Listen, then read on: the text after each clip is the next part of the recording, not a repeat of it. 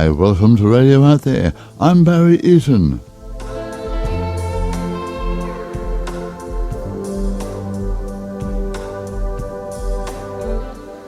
And this week, a very special person on my program, a fabulous book called A Jungian Understanding of Transcendent Experiences, and it's written by an eminent psychologist, Susan Plunket, this week on Radio Out There.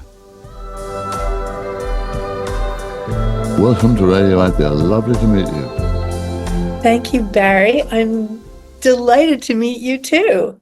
Now, I have to tell you, I have a problem to start off with, a real problem, because...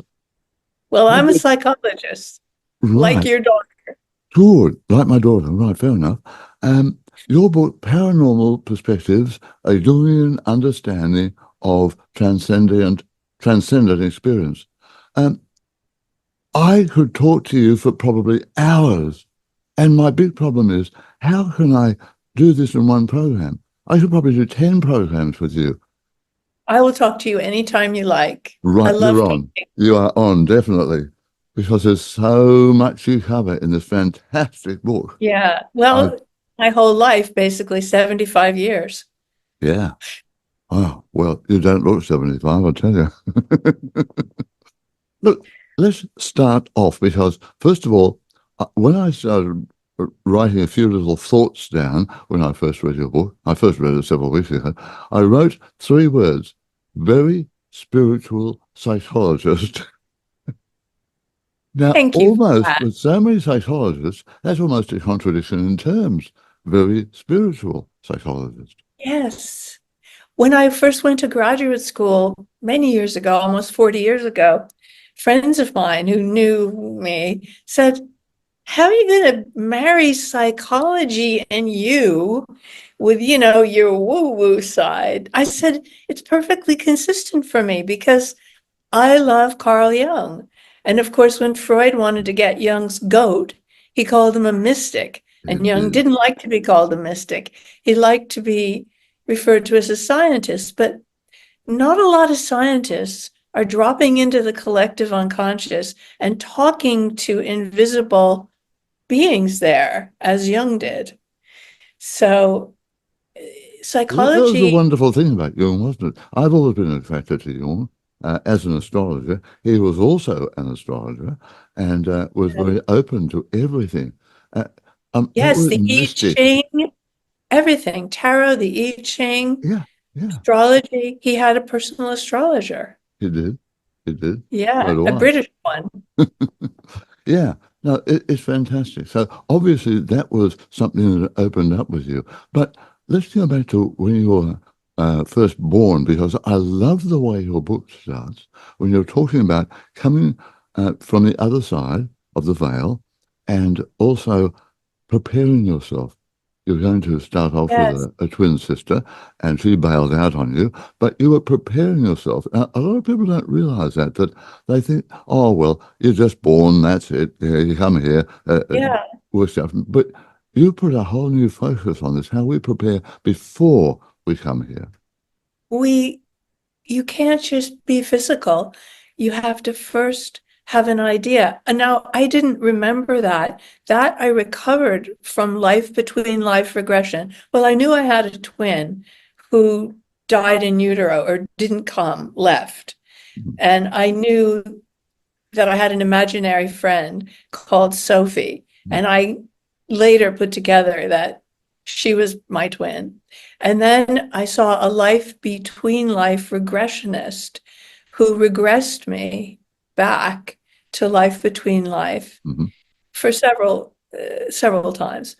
And that's how I learned what I was doing and how I was afraid to come.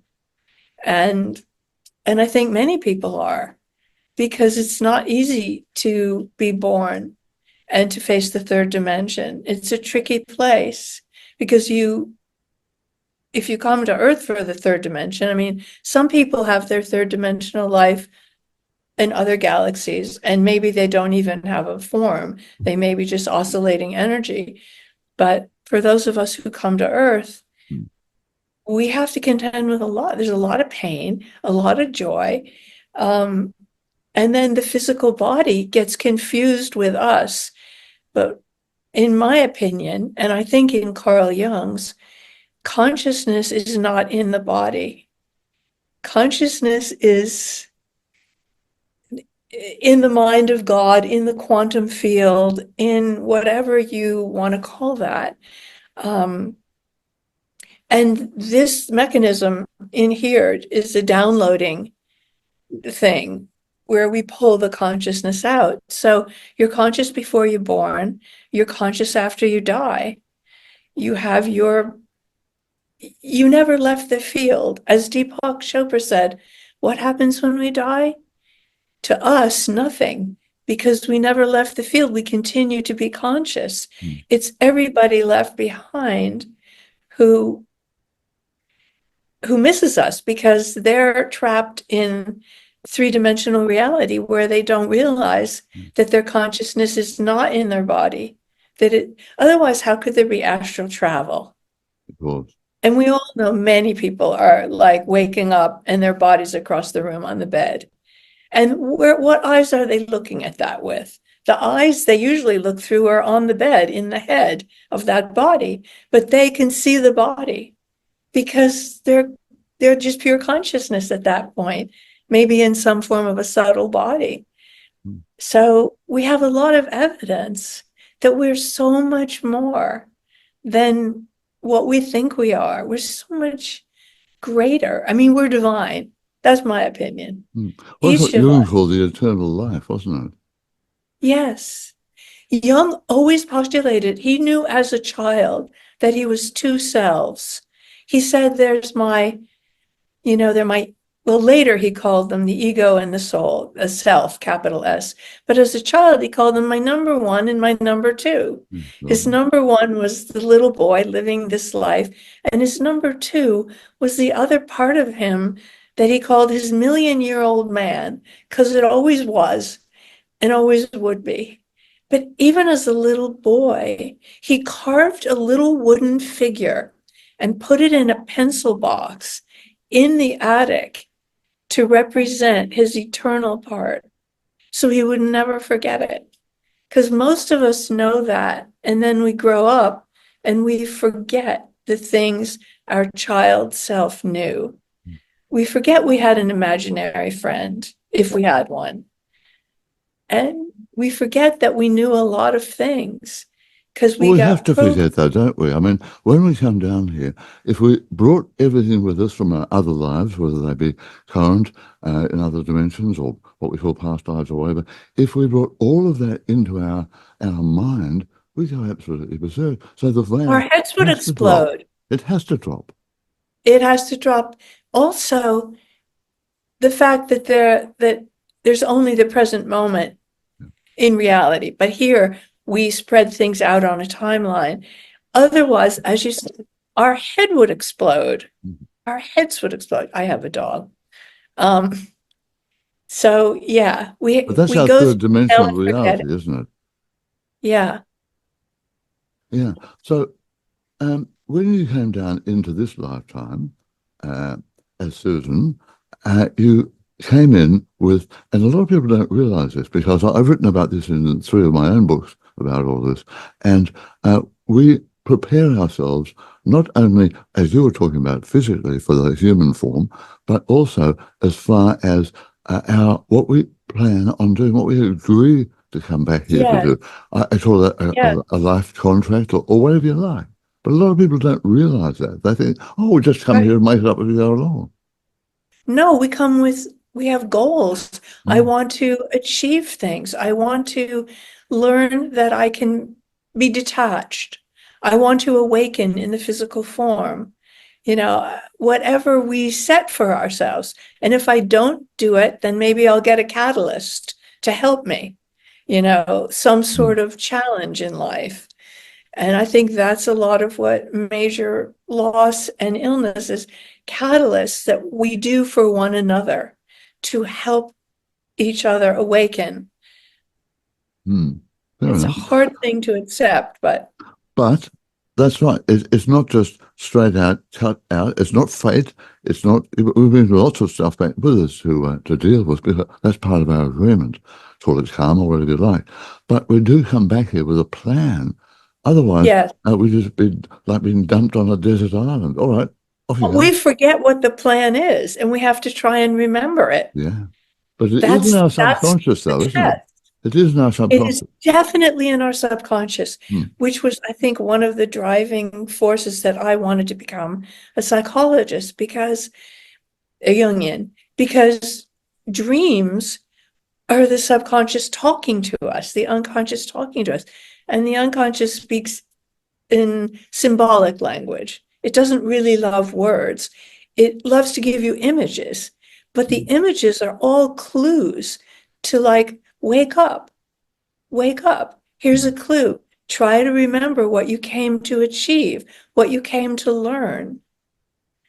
Yeah, That you we have. know as Sorry. Yeah. children, but we forget. Yeah, oh, of course we do. Of course we do. And that normally happens, you've probably found as a psychologist as well.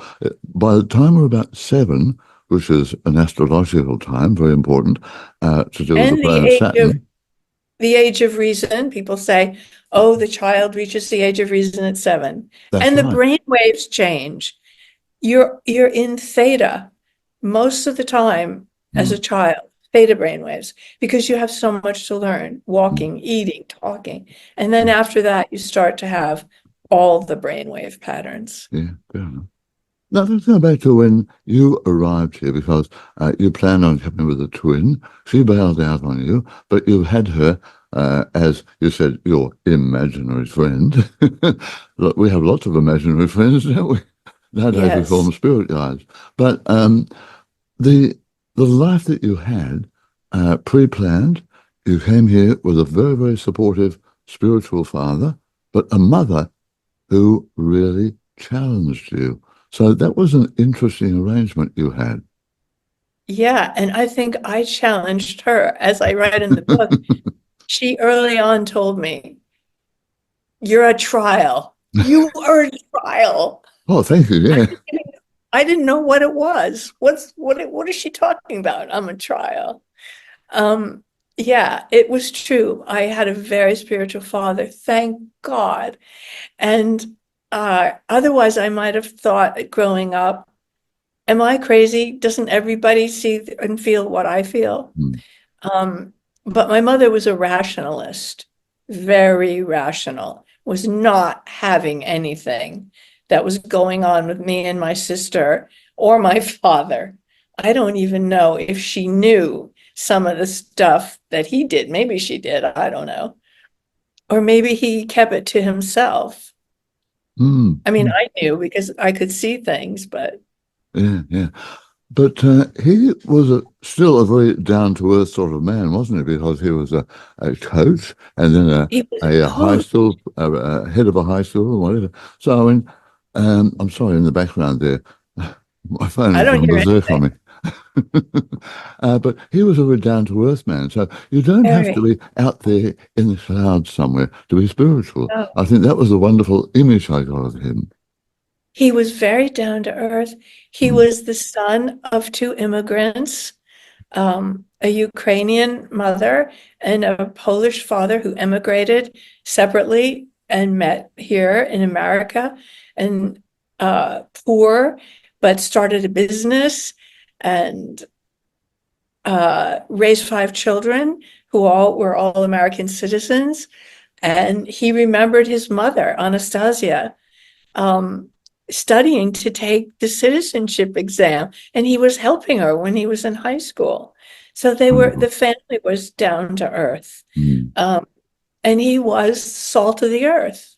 yeah. And that's a wonderful image to have somebody who's the salt of the earth, but is also very spiritual, very open, and very, very supportive of you. And he was there for you. Now, you have talked about being associated with him in other lives. And you brought Yeah. that whole wonderful point in that we are not only just living this life here in the third dimension, but we are living parallel lives. We're living all sorts of different lives. Let's talk a bit about that, because that always something intrigues me. I do a lot of work in the whole area of consciousness, but I think that whole idea of all our past lives happening at the same time, and also our interdimensional lives at the same time. So let's talk about that. Well, I think of us as like a crystal with many facets. Mm. Each of us is a crystal with many and each facet is a different experience. This is an experience that we're having, you and me, on Earth. We live on Earth, this aspect of ourselves, but we are bigger than this, and we're simultaneously living in, well, I've seen myself on other planets, in other bodies. In the book, I actually do write about when I froze my feet as a little Oh, girl, yeah, yeah. my toes, and my father had to lift me I couldn't walk, to the back seat and cover me with a blanket, that I flashed on a simultaneous life I was having.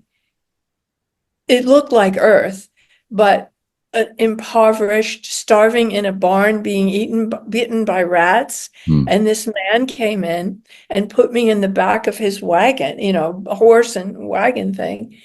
And I knew it was him, and I knew it was me, although they looked slightly different than us, but I knew. And that it was triggered by him doing the lifting and the covering that he was doing in some other life. But I mean, and I, of course, many times done past life regression work just out of interest. But it doesn't interest me that much anymore. The life between life really interested me a lot more after my younger sister died. Mm. And I wanted to understand why she had to go so young and so fast. She was walking around at Easter. She was dead July 1st. It was cancer. Um, Mm. and leaving little children. And so I wanted to talk to her and I wanted to see her, which was what prompted me to start all the life between life regression. And even when we're here and in our other lives, a part of us, I believe, because I saw it, not with these eyes, but with my consciousness eyes, everybody's still got a part of them in the in between space. I don't know whether we're monitoring all the lives or planning the next experiment we want to have or what, but even people that I knew were alive, I saw, well, it's ovals. It was ovals. This is the work of another psychologist, Michael Newton, who I was about to say, did accidentally, you do LBLs with the Newton Institute? yeah, I that's work with how. them too. So, Yeah, that's how I did it, through yeah. them, Mm. my life regressions. Um, and everybody seems to have had a similar thing to me, of like, you see ovals, you communicate telepathically, and you you just know who everyone is. Even though they don't look like this, Yeah. you just know. Isn't it? Yeah. It's It amazing. is such a I've been doing beautiful some work feeling. with, I don't know whether you know Peter Smith or not, who was the past president of the Newton Institute. And Pete worked with me on my last book, Past Lives Unveiled, and he took me out, because he had a wonderful practice like this as well. He took me out and I connected with another life that I'm leading simultaneously on another world, exploring out there. I've written about it in my book, but I can I've totally got understand where reading you are. books. Fantastic. Isn't it It brilliant? is, it's LBL is brilliant. just so handy. It's so helpful, I should say. It's so handy and it's so simple. Mm. It's so simple. And I don't know if you had this feeling, but I didn't want to come back. I loved it so much that I wanted to just stay there. Mm. It was so loving. Yeah. And the mental telepathy part was so beautiful Mm. that it was really hard to, like, because while I was out there, the psychologist, the Peter Newton person, it wasn't Peter Newton, he had died when I did it. It was Paul Arund. Yeah, I He know. kept talking, he kept talking to me Mm, and asking me, "What's your name?" And I was like, oh, I was like he had a tether on me, and I didn't want to talk to him. I wanted to just be there. But I think part of the protocol is that he keeps a tail on you, yeah, uh, to make sure you're getting back, all of you's getting back all the here. stuff. Yeah. Did you bring any messages back from that experience to help not only you, but maybe pass on those messages? Just that there's nothing to worry about, that that death is easier than being born, and we're so much greater and more divine than we know. We are, each of us, magnificent. We are just magnificent. And it helps you not to get down about things in any particular life, because this life is challenging. Every place, I think, is not as hard as Earth. And we're the people that choose to have this experience, the souls that choose to have this experience, are very brave, Mm. because there are other experiences that might be easier. I'm sure there So, are. yeah, so really just to share with anybody that would want to read what I was writing about, um, don't worry, be happy, be loving. That's a wonderful song. Don't worry, be Yeah. happy. Remember that one? Now, you were given another message which has fascinated me, and I want to talk to you about that. A message to say that you are a Nephilim. Now, how did that play? Yeah. And would you like to tell everybody what is a Nephilim when you found out what? Yeah, finally I found out years after I would first heard this. And at first I did not like this idea. Um, but because this is not the only thing I am. Many of us probably have some Nephilim heritage. There were, at the time before the flood, before Noah's flood, um, there were angels that mated with humans, and their offspring were half angelic, half human, Hmm. and they were called Nephilim. Um, and it was an archangel that told me this. Um, a group consciousness, actually, Hmm. who were, for a while, when they could come through, this very wonderful shaman, Carrie Henwood. She's lives in Australia, but she lives between Peru and Australia. Yeah, And she is she, an indigenous person. I was going to ask you yeah, about that later on. Yeah. yeah, her mother was an indigenous, her father was Irish.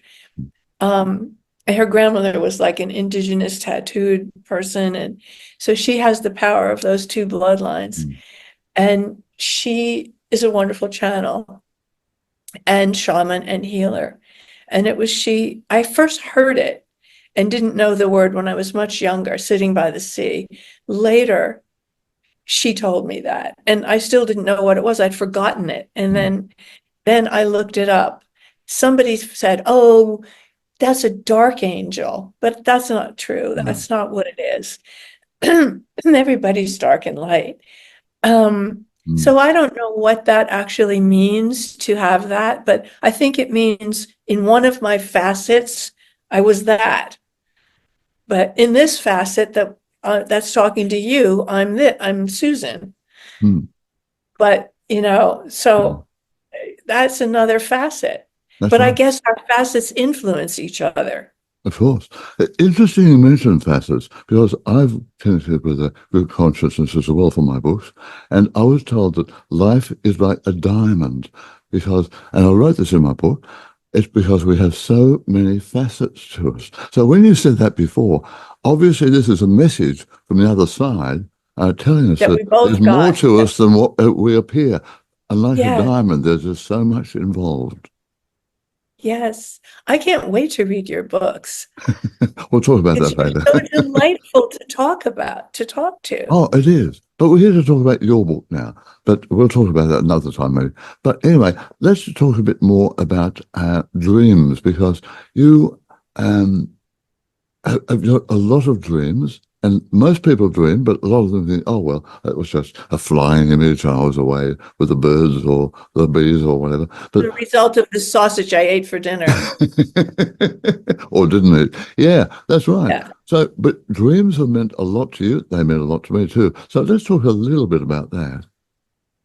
Yes. Well, that's how I earn a living, interpreting dreams in my office with patients who come because they're anxious, they're depressed, they're heartbroken, they're sick, physically something's amiss. And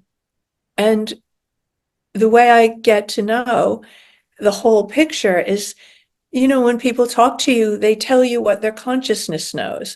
But if you want the whole picture, what's below the surface, like a glacier, we're like what we know is what the glacier part that sticks above the sea, but the unconscious is like the glacier part below. Yeah. And that's what dreams can tell you. So if somebody wants to make a big decision, should I marry him? The best way to find the answer, in my opinion, is to ask for the gift of a dream before you go to sleep, as you're slipping into that liminal space between waking and sleeping. You just ask for the gift of a dream from your unconscious, which is the part of you that's God or your higher self or whatever however you want to talk about it, and to give you their opinion. Or Jung would say, yeah, I know what my number one says. What does my number two say? So you have conscious and unconscious. You can have the whole picture, and you will have a dream within a few nights. You might have to ask for a few nights, because if you don't regularly converse with your unconscious, it will lose interest in you. But when you do give it attention, it responds to you. So you may have to ask a few nights. You ask, what do you feel about this decision and what I should do? And you will get a dream. You might think, well, that didn't answer anything. But then you have to look at what the symbol is, because the unconscious prefers to speak in symbols, not in words so much. So it will give you like a symbol that you might think is completely irrelevant. You might see a tree, a big oak tree, and you might even see the roots in the dream or the leaves. And you might think, well, what does that have to do with anything? But then you look around the rest of the context to the dream and you see what the context is. And that could be telling you, if I had the whole dream of a person, that a tree gives everything. It gives shade, it gives fruit, it gives flowers, it gives oxygen.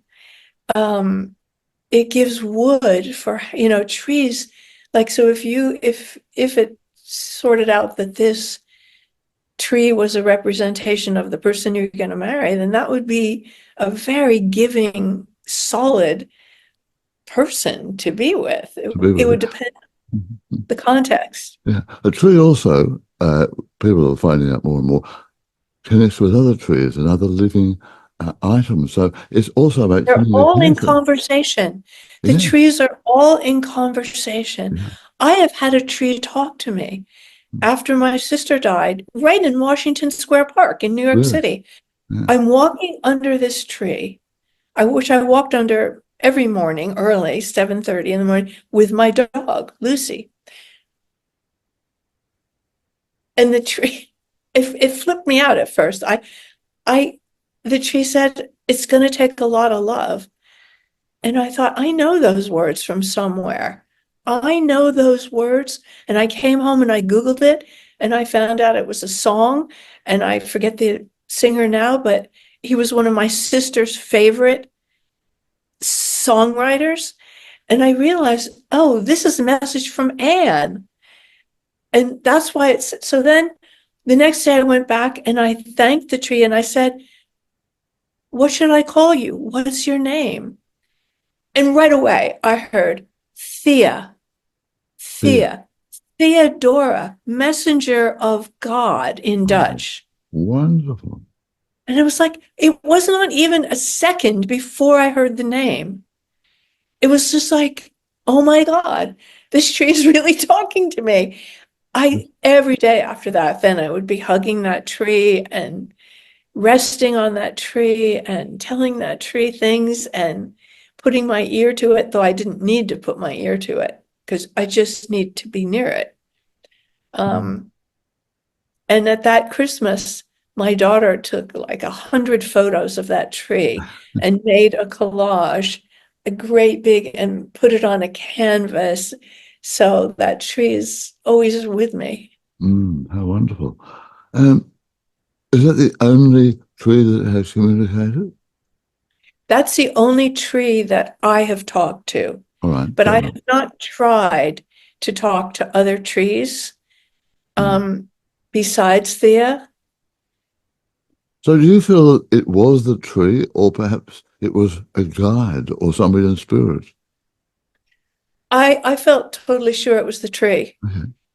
because I received messages from spirit and from guides, and it's different. Mm. I knew the moment it happened that it was the tree. Mm. It was almost as if it went like this. Hey, stop walking, stand still, because I Yeah, stood still. that's wonderful. I don't know how I knew, but I know it was the tree. Well, you have to trust these things, don't you? Yes, yes. Absolutely. Now, when we talk about dreams and messages, how do you differentiate between a dream and a download? I get lots of downloads. Um, the dreams I remember when I wake up or in the middle of the day, they come to me and I know it was a dream and I see it. The downloads that I get for writing Mm-hmm. happen in the morning when I sit at the computer. I'll start to write and it will just correct me. It Mm-hmm. will just correct me. Mm-hmm. Not that word. Or sometimes I'll look up and it's almost like there's writing in the air. But I know that it probably isn't, but I feel that it's just, and I think it comes in the night, but I'm not aware of it. I'm not aware of that until I sit down and then I hear And then it them happens. Yeah. um, changing what I'm saying. And it's Yeah. fine. I always go along with it Yeah. Fair enough. because I'm the human and there's greater consciousness out there. Mm. It's interesting. I have had several downloads, but I've been woken up in the middle of the night and told, wake up, get your pen and paper and write. And I'm sitting there half asleep and an automatic writing almost happens. And then Yeah. that is the message I needed for my book or for whatever purpose it was. Yeah. So there are obviously different ways that we can get Yeah. these downloads. Well, it was actually the shaman. I mean, Carrie Henwood, the Australian Mm. shaman, told me always write in the morning Yeah. because you're getting downloads in the night. And if you agree to do that, you'll probably be able to sleep. And then Cindy Dale, who's an intuitive in Minnesota, a wonderful intuitive, said to me, your problem is going to be and is there are too many voices. There's a lot of people, they're not people, they're, souls. Yeah. They have things to say that they want into books and transmitted. Mm. And so you're going to have to figure it out. Also, I think my father is giving me sometimes information, Yeah. rooting for me. Yeah. Not surprising. Your father's passed over. Oh, yeah, about Long 10 time years ago. ago. Yeah, yeah. Yeah. But he is around you. And they do stay around us. I mean, I was sitting having a little meditation the other night, and a friend came through who'd passed over, and said, "I have a message for my wife. Will you please ring and tell her?" I thought, "Oh, what? I'm in a meditation." He said, "No, please do it now." I said, "What, right now?" I said, "Yeah, all right, okay." So I passed the message on. She said, "Oh, thank you so much." You So get they, intruded on a lot in your oh, sleep, in your oh yeah, meditation. yeah, yeah. The only thing that intrudes on me in meditation is my own thoughts. And I'm like, like one of my disincarnate teachers, Monka, said, "It's a wonder you've achieved so much with that mind of yours." Now, I was going to ask you about Micah. I was fascinated, and Micah appears all through the book. So tell us, everybody who haven't read the book yet, and please Yeah. do go and buy the book. It's fantastic. Tell us about Micah. Monka, um, well, when the arcs were teaching me, and they were very like Arch. so Hang on, much. we should say an arch is a, Oh, the arcs were, Carrie called them the arcs, yeah, Carrie Henn with the shaman, but I think that they were probably archangels, but she archangel, was yeah. humble to Mm. actually say that. They were very sweet. They would be funny too. They would say, "Stop being so serious. Have a cocktail." And I'd think, does anybody use that word cocktail anymore? Have a drink. But Monka was different. Monka was a taskmaster. He would tell me things like, you know, "Your pretentiousness, this is a long-term affair. You have got to see this." I mean, he was very like, but I was young then. I mean, much young, 30s and 40s when he was around. He's not now. I read all the transcripts of everything he ever said to me. Every morning, I read a little bit Mm. because I'm so grateful to Monka. I didn't know what Monka was. I thought Monka was a soul that had been a human. And one time I was whining about something and I said, well, what was it like when you were a human? And he said, "I never was a human." And I never asked him what he was. Um, but I think you probably read this. I think I put this in the book that my father was ill about 20 years before he died. Mm. And I was asking Monka, "I'm worried. I'm worried. I know that he's a spirit. He'll be forever." And Monka was like, "Well, if you know, then what are you worried about?" And then he softened and he said, he talked in a better language than I'm using. Um, the prayer of a child for a parent is always answered. So your father's fine for now, for many years to come. But at the hour of his death, I will be with him if you want me to. Mm. And I said that I did. So 20 years passed. I'm at my father's deathbed for a week, sitting there with him and wondering and thinking and seeing if Monk is around, and he is. But I still don't know what kind of form Monka has. Does he need a Because form? whenever I would ask him where he would say, "I'm closer than your heart." Oh. I He would say, just if I was having a bad time or something. Anyway, my father dies the day after the funeral. I'm in the car with my daughter and we pass a hotel and there's a psychic fair. She says, "Oh, there's a psychic fair. Let's go to it." Of course, I'm always game to meet a new intuitive. We go in. There are 10 wonderful intuitive psychics. I sit down and right away she says, "Your father's here. He wants to say thank you for the cashmere socks you put on him in the hospital when his feet were so cold." No one knew that but me and him. And then I wanted to know what it was like where he was. And he told me in exact language that I would understand things he had told me when he was alive. And then she said, "He wants you to know that golden angels came for him. And Oh, one of them, named Monka, was sent by you." And that's how I found out Monka was a golden angel. the golden All angel. those years later. Oh, that's beautiful. The golden angel. Yeah. That creates a wonderful vision, doesn't it? Yeah. That was the exact words of the psychic. Yeah. Oh, Absolutely wonderful. How No, could she have known? How could she have known that name, that word, wouldn't. and about the cashmere socks? No, Just and of because course. Of course. everybody's in consciousness together, and That's we're right. all in the same field. Mm, mm, mm, We're in one field of consciousness. We're all the same mind. Well, like quantum physicists tell us, mm.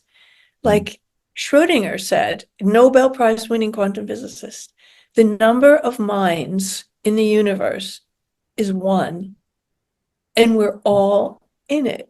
It all is. Yeah, that's So why wonderful. are we fighting wars? Mm. Well, we've Because we're always fought stupid. wars ever since we crawled out of the caves, haven't we?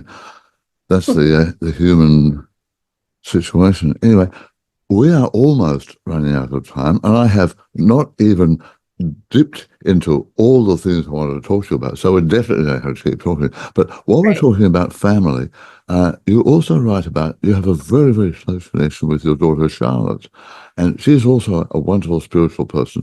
So just a little wrap up, if you will, about Charlotte, because she has played such a fantastic part in your life. Yes. Um, we adopted her at birth. She's of in native blood. She was born in Texas, but her both of her birth parents, they were also born in Texas, but they were, I don't know which type of Mexican Indian. Um, Does it and matter? apparently she was in line for uh to be a shaman herself. Mm-hmm. But then they couldn't have her, and so we got her when she was born, and from very early on we had mental telepathy together. Um, Especially after she could talk, then she would just tell me what I was thinking.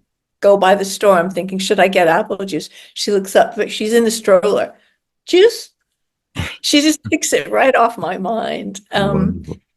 She's a wonderful spiritual child, but she doesn't outwardly live that. She's very introverted, she's quiet, she's creative. She's 30 now. Mm, She's all grown up, and she survived a psychic attack, which was amazing. And mm, it was Carrie Henwood and Cindy Dale, two humans, who really helped us through that. It was a very frightening thing.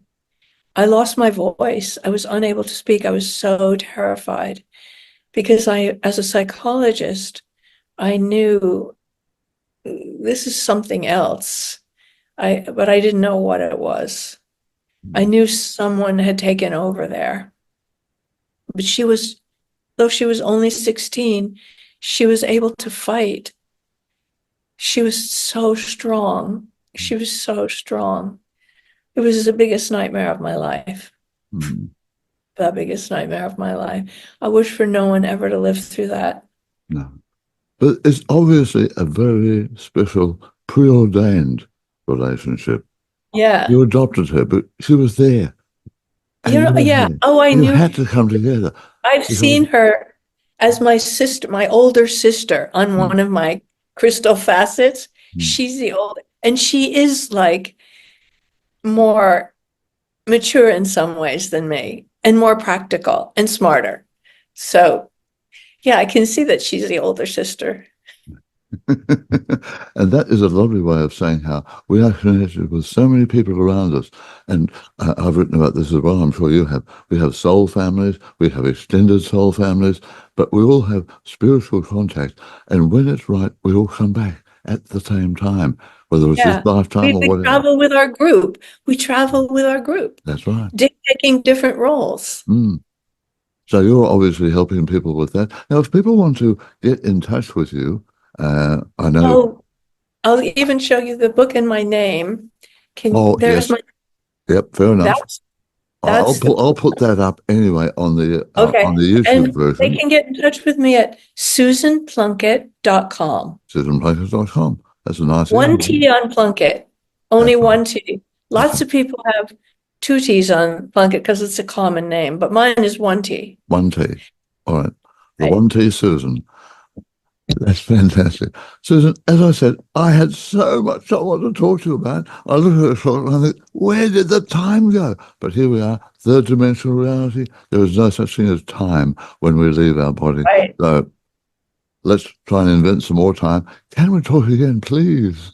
Yes. Whenever you need somebody to fill in, you just call Fill me. in?